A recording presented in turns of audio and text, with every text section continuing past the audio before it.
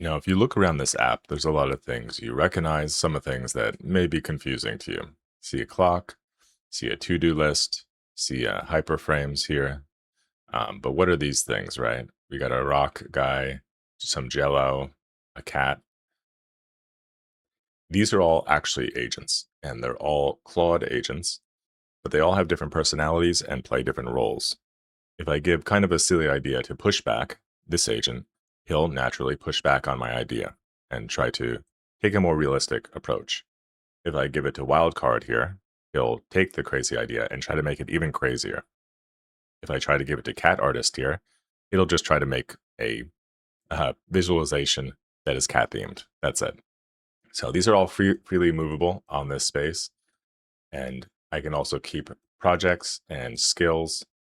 And this is a simple app. It's a local open source agent workspace for solo builders who want to work with agents across several agent harnesses and have kind of fun while doing it. So this is a recent release from Block. It's called Berd, B-E-R-D. So yesterday, Block released this Berd, another open source project that incorporates agents into a workspace. Similar to Buzz, how Buzz is for teams or communities, multiple people working with multiple agents. Uh, Berd is more of a solo workspace where you can work with all different agents from different agent harnesses on your own projects. And they seem to be emphasizing this kind of funky style to it. So I want to do a quick video. I wanted to try this out. So we're going to install this and then take a look, try to set up some agents. And if you're looking to level up your own agents, check out my project, Agent Wikis. Here, you get access to knowledge bases I use every day for researching these videos and building projects. Topics include Hermes Agent, hyperframes, local AI tools, and many more. All standard wikis are free, but if you sign up for Agent Wikis Pro, you can access Excel wikis as well as custom skills I've developed with my agents over months of working together. Pro is only $9.99 a month, and if you sign up now, you're locked into that price for life. I'm currently working on specialized agent profiles and automation workflow templates, so once those are released, the price for the Pro tier will increase, so consider signing up today on agentwikis.com. Thank you all for your support. Now back to the video. So like I said, this is an open source project from Block, and you can go to github.com/block/berd, B-E-R-D, and you can clone the repo and build from the source if you want, but they do have on the site over here, download Berd. So then we're getting to the setup after you download the executable. Completed. Let's run Berd. There we go. We've got a nice app here. Let's go. What type of work? Not sure. Next. Recommended agents. They have these cool kind of like icon things. Generalist, builder, and yeah, debugger. So you can see if you hover over them, they kind of talk to you. It's kind of fun. Let's keep them. So install, you can choose a provider. Right now they have these, Goose, which is their own, Claude Code, Codex, and some others. Let's just do Claude Code for now. And there we go. So this is the space. It is quite funky. We got these guys, Wildcard, Tinker, have a clock over here. So that's a sidebar, home and agents and skills. Check out the agents we have. So these are all different types. Helps you write. Tinker, Wildcard, Pushback, Critical Eye. So this has instructions. Okay, so the agents are obviously like if you choose Claude Code, it's just going to be Claude Code. But I guess this is similar to like a SolMD file. It's giving it instructions, right? So this must be in its system prompt. So how you respond, what you take as input, and then boundaries. So these are all pre-built in, these kind of personalities, which are pretty good. So we can just start a conversation, and you see we have Claude Code in here. And say hello. Let's talk to Pushback.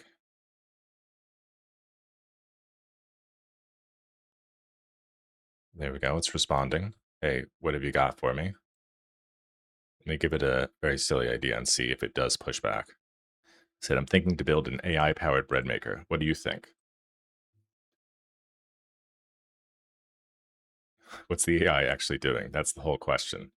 And AI-powered bread maker doesn't answer it. So he is kind of critical. He's pushing back on this. But he is trying to be helpful, right? He's not outright just saying it's a stupid idea. And he's giving the sharpest version of this idea. I can see a bread maker that measures dough torque during kneading and adjusts water, knead time, and proof duration. So that's pushback. So let's check out another one. So you can also create projects here. So this is let's call it bread maker. So it changes the color kind of based on it. And what should the agent know about this project? You can choose your local folder that you want to work in, create the project. So then you have a new chat inside of the project. Everything about this app is pretty smooth, I'll say. So let me see. Let's talk to another agent.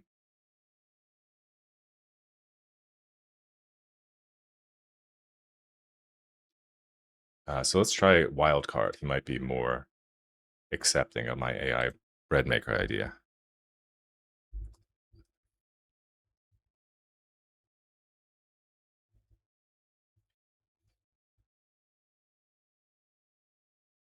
So same thing. I'm thinking make an AI bread maker. What do you think? So he's responding. He's more accepting of my idea, but he is a wild card, so he's trying to kind of expand from the idea. The version everyone lands on first is bread maker, but the app watches it bake and adjusts the temperature. That's a sensor upgrade wearing an AI costume. The interesting question is what you'd point the intelligence at, since bread is one of the rare things where the parameter space is huge and the feedback is delicious. So 4 angles, none of them that one. So it's giving me kind of different ideas from my AI bread maker.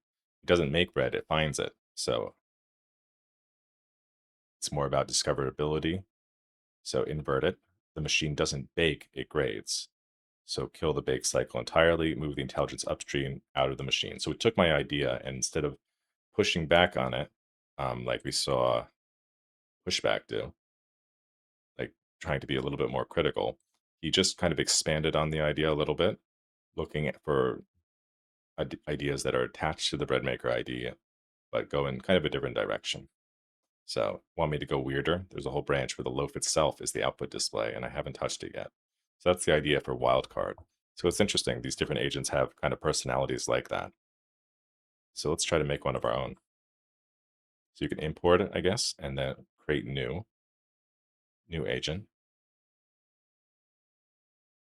So you could select your avatar here.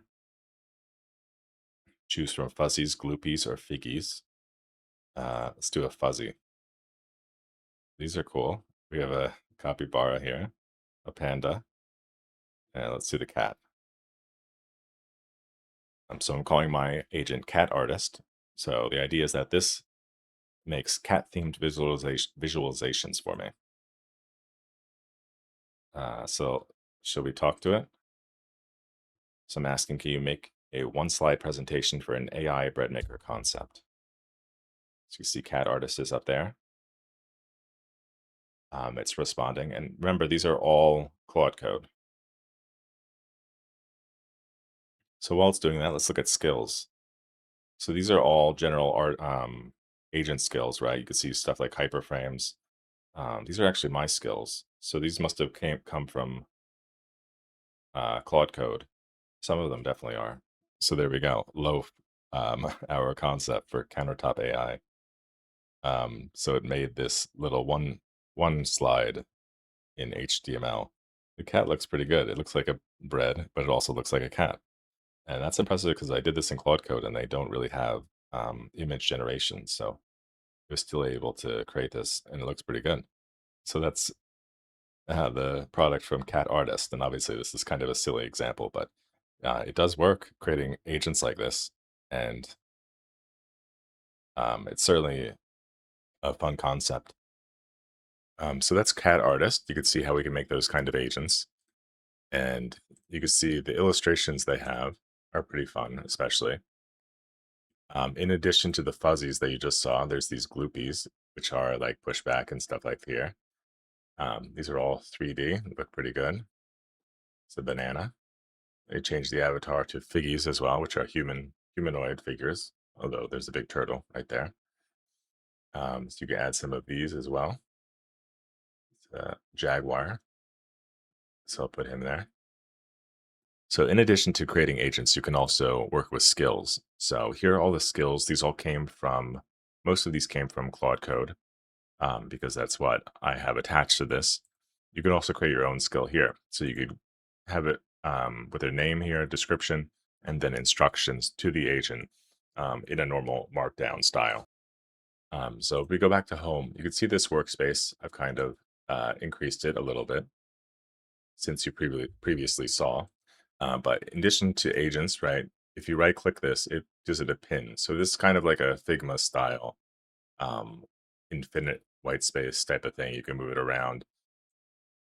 So you can add an agent, right? These are all the agents we had before. Let's put Birdie, this one. So you can add it there. You can add a skill, find skills here. You can add a chat, a specific chat. So this was the chat I was having with Cat Artist, right? Can you make me a, and you can unpin it to right click. So it's a nice way to kind of organize your space if you like this kind of style. There's also these little widgets, right? I did a to-do list. So there's a checklist. You can do photos. The clock is already up here. A sticky note right here. So it's a nice kind of space. You can customize things. So over here in the corner, you can recenter it if you get out of whack. Organize, clean up the pins. Oh, I kind of organize them into different categories, right? So this is the widgets over here. Agents are in a line. And it's a little bit laggy moving it around now that there's a lot here. But chat's over here, project, which is bread maker, you see, has the cool shape. And then our skills are over here. Let's check out some of the settings. That's way too light. Let's do it dark, right? So you change it. I guess you can take away the animation, right? Behavior, some different settings here, connections. So these are mainly MCP server, it seems. AI providers, I showed you before. Notifications, you can do in-app or desktop. Shortcuts, security, trusted link domains. Links to these domains will open without asking. So you can kind of like whitelist domains there. System. So this is all kind of where files go and stuff like that. About experiments. Let's see the experiments here. So there's different ones here. Skill discovery, voice conversations, avatar collection canvas. So that's what choose agent avatars on a full screen animal collection canvas. So a couple different experiments that they have here. So that's mostly it. Before we do the end the video, I want to do kind of a test because one of my concerns with these kind of third-party multi-agent workspaces is that they can be a lot of fun like this and have better UI than you would get just in terminal. Like you could see, I usually just day to day, I'm using either the Hermes Agent desktop app if I'm in Hermes Agent, or if I'm working with Claude or Codex or Grok, I usually use Herder like this, which is very simple and it works very well. So my question is usually, does this cost more tokens, right? To use Claude Code in here versus just using it in Claude Code. So that's what we're going to test right now. So I think the fairest way is to do this with a new agent. Create new and do the cheese. So this is going to be Claude Code. So I'm not going to give it any agent instructions because I'm sure if it has a very long solmd or system prompt, it's going to use more tokens. So what we're going to do is going to do two types of Berd agents. One is just going to be this plain one. Now it does require instructions though. You are a tester. How about that? Very bare bones one. So I'm going to give the same prompt to this very blank agent in Berd. Then we're going to use one of the actual agents in Berd, and then Claude Code. Okay, so the prompt is going to be Please research. This is the GitHub for Berd, and tell me the 3 most interesting features. So I'm going to give that to tester.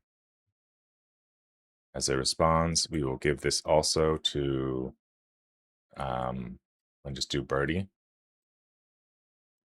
Give it the same prompt, and then I'm also going to give this to Claude Code. So the Claude Code one's working, but you can see we got back the responses from Berd there fairly quickly. Some interesting notes here that I didn't realize. Agent cards you can hand to someone. So the agents aren't just a config you keep, you can export them as a collectible style card. So that's kind of an interesting aspect. Per folder work tree choice on project chats. So you can actually use work trees per folder. And then assistive UX. There's a whole system for how Berd is allowed to notice your habits and offer a change of setting. 3 tiers teach that a control exists, ask before changing, or change with strong evidence. So that's interesting. So those are features that I don't know if they're fully implemented, but it's good to know. Claude Code came back in Herder here. They also talked about the assistive UX. Okay, so we did actually a couple different tests to see the difference, and Claude was nice enough to make me this little infographic here. So you can see the difference. Tester is the minimal Berd agent. Birdie is the built-in one, and Claude Code is obviously Claude Code. So the big baseline, you can see it's a lot more calls in Claude Code.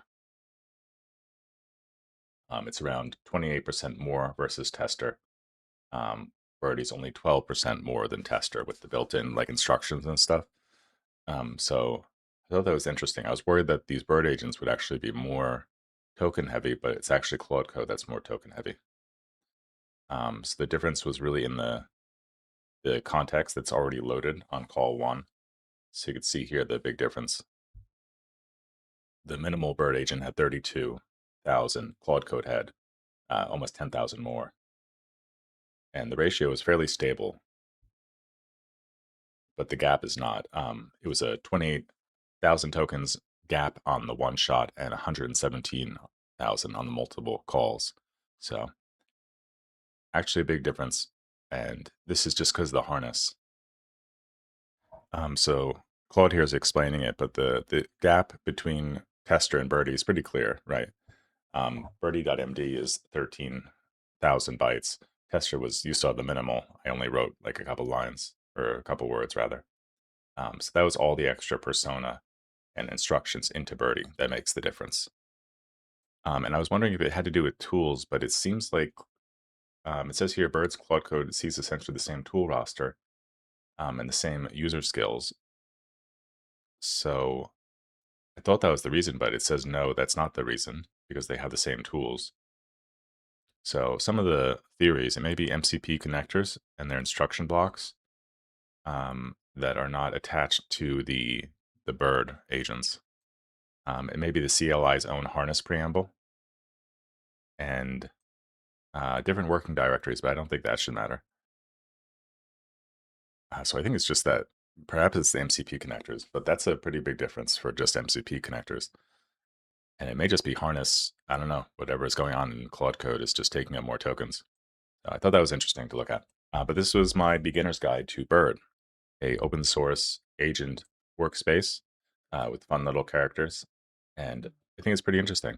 It doesn't have all the agents I would want for it. I would want Hermes agent to obviously be functional in it. And I'm not sure if I would use it instead of Herder. I'm just kind of used to this kind of multiplexer style, minimal. I don't really need animated graphics, although it is fun. But I'll play around with it more. Like I said, there's other functions we haven't really dig into. So let me know. Leave a comment what your thoughts are. Have you tried this? And what your experience has been. So that's going to be the end of this video. Thank you for watching.